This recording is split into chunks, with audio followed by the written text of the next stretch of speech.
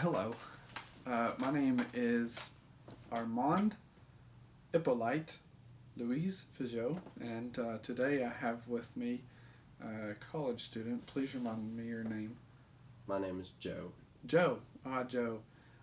Joe is a young college student, and he is curious about a recent experiment that I did, and I believe Joe, did you have some questions for me? I did. Tell me about your light, wheel, and mirror experimental apparatus. Yes, the light, wheel, and mirror experimental apparatus. I believe you're referring to my recent experiment that I carried out in 1849, where I was trying to determine the speed of light.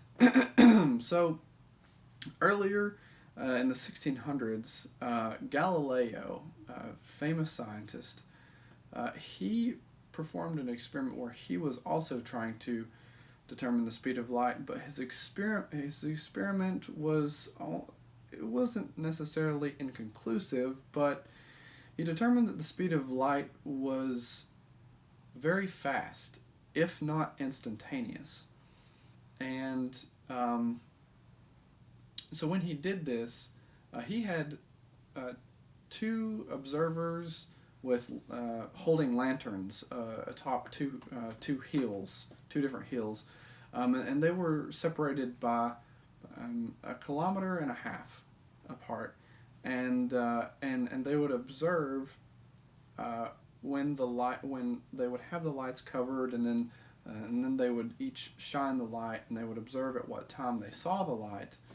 And in this experiment, they would have to account for human reaction time when they saw the light. But after the observers would see the light, it was almost an instantaneous thing. So I think that light is moving fast, and so that's what I wanted to do here in this experiment. I used a light and a wheel or cog, almost a gear-like, if you will, and a mirror to perform this experiment. And so what I did is I took and I determined 2 points that were kind of high up, and so I put a mirror on one of these high points, and then my light to be shown on the other high point. And so I would shine this light through the spinning cog, and so the light would shine through one of the cog teeth and bounce off the mirror and come back and meet my eye.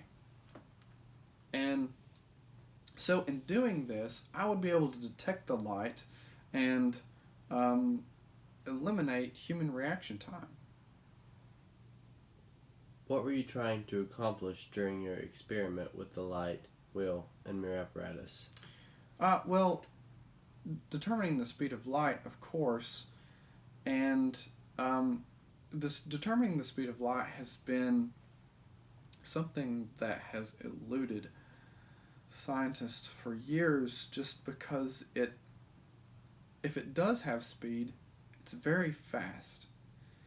And so using the light, wheel, and mirror apparatus that I've come up with, I'm thinking that I might be able to run some mathematical equations that can calculate the time that it takes from this light to pass through one of the cogs or one of the openings in the cog, hit the mirror, come back, and pass through the adjacent opening in the cog. And so if I can do that, knowing the speed of the wheel, the number of teeth that the wheel has, and the distance between the light being shown and the mirror, I might be able to come up with a speed that this light has. Where did you set up your experiment? Joe, great question. So, I was born in Paris, France, and here I had to look around to find a good vantage point as I was saying earlier, I found two high points. So, um, I, as I was searching, I found some good places where I could that were kind of high up, and it was 8.5 kilometers apart, as I think I had mentioned earlier. So I put these on the mirror and the light on these two high places where they could be easily shown without any interaction between the 2 points. Were there any significant world events happening around the time you did your experiment? Well, in the physics community in the early 1800s, I would say between 1800 and 1850, there has been some debate about whether light has wave characteristics or particle characteristics, whether it travels through a wave or through particles. And so that has been a debate that has been going on for a while now. And so I carried out this experiment with this in mind, and and I'm hoping, within the next few years or half a century, that we could potentially figure out whether light has a speed, if it really does have a speed, or if it travels in the form of waves, or if it travels through particles. Did you have any colleagues assist in your experiment? No. When I did this experiment, it was just me. I had to come up with this idea. I thought about it for months and months. I came up with this idea, and when I was thinking about how Galileo performed his experiment, trying to figure out the speed of light,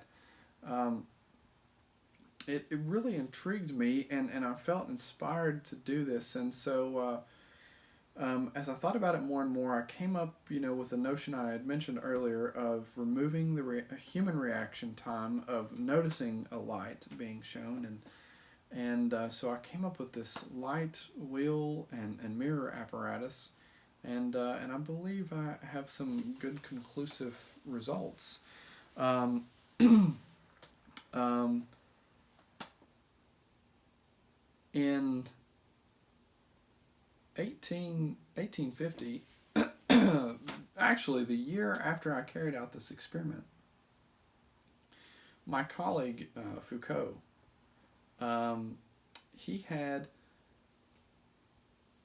he was wanting to find the speed of light as well, and I had approached a colleague of mine to build a rotating mirror apparatus. This was a whole separate thing, where we were actually trying to prove the behavior of light, whether it traveled through waves or particles. And so what we did is I approached a colleague of mine to build this rotating mirror apparatus, and what the purpose of that was is pretty much I wanted to split a light beam in two, where one beam shone through air, the other through water, and Foucault, he was working on this simultaneously with me. We were actually kind of racing, a little friendly colleague competition. He ended up beating me, but what we found was that with this rotating mirror, as I said, we split a light beam in two. One was traveling through air, the other was traveling through water, and we found that, and this is amazing, Joe, the light beam that traveled through water traveled more slowly than the light beam that was traveling through air, which led us to believe that there is a solid foundation of proof, scientific proof, that light actually does travel in wave form. What was your role as the creator of this experiment? Ah, well, so, I was inspired. As I said earlier, thinking about Galileo, and trying to determine the speed of light, and this other great experiment that we did, looking at finding the behavior of light, whether it travels in waveform or through particles.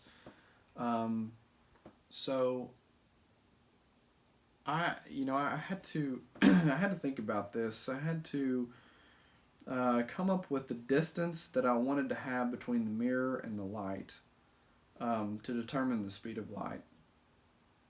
8.5 kilometers apart. I had to think about eliminating human reaction time, which is why I chose to have a mirror, and shining a light through that spinning wheel. Kind of gave a different mathematical approach, because I had to know the speed of the wheel and how many teeth the wheel had in it, and the distance between the light being shown and the other high point where the mirror was, in order to calculate this speed. But I had to set up the apparatus. I had to run the mathematical calculations, and do the publication that I had in this French journal in 1850. And so it was solely a work of my own thought, and inspiration from other scientists. Um, work on my own. It was good work. What impact did your experiment have on the physics community? Well, as I mentioned earlier, after after I performed this experiment, my colleague Foucault was wanting to prove the behavior of light through how it travels.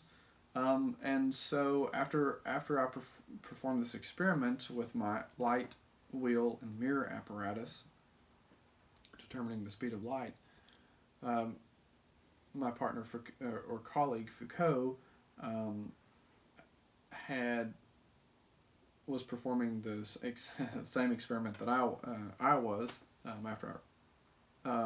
after I determined the speed of light. We had the rotating mirror apparatus where we split the um, light beam in two, and we were able to determine the behavior of light that has waveform characteristics. Light travels as a wave, and so after that, I believe that it has inspired scientists to look more into finding how light behaves, because we have two groundbreaking things here. We determined the speed of light. I determined the speed of light through my light wheel and mirror apparatus, and then even though Foucault beat me to it, we found that light travels through waves and not particles, and that is something that has been a significant conversation in the scientific community up in the early 1800s, 1800 to 1850, whether light traveled in waves or through particles or what. And so there's big conversation about light right now. We're shedding light on the conversation of light. If you knew that 170 years from now that your experimental efforts would be published as the first successful terrestrial measurement of the speed of light, how would you proceed with this knowledge? The first successful measurement. Joe, why are you asking me 170 years from now? Do you know something that I don't? Well, I would say that is that would be an amazing thing, because if that were true, then I would look more into determining the speed of light, more experimental approaches, the behavior of light, um, determining the behavior of light, experimental approaches to do that. I would look into what we could use this knowledge of the speed of light for, things like global positioning systems. I don't know. That just seems like a thought that is not even in my mind. Um, I and my other colleagues would definitely try to find more things that we could utilize the speed of light for, to make our world a better place.